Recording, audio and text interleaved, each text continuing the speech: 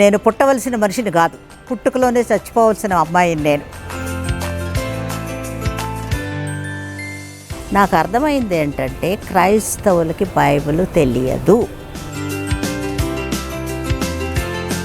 ఇప్పుడు మా పాస్టర్ గారు అన్న మాట నాకు గుర్తొచ్చింది. అమ్మా, పుస్తకాలు చదివి పాస్ అయ్యే కంటే టీచర్స్ ముందు కూర్చొని చదవడం చాలా వేరమ్మా అన్నాడు. సో అది నిజమని నాకు ఒకటి అర్థమైంది.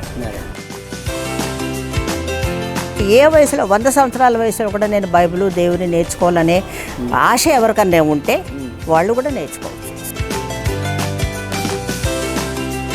ఎక్కడి నుంచి వచ్చింది పాము? ఇలాగ నా వెనకాలకు వస్తుంది, ఇక్కడికి వచ్చింది దాని తలక.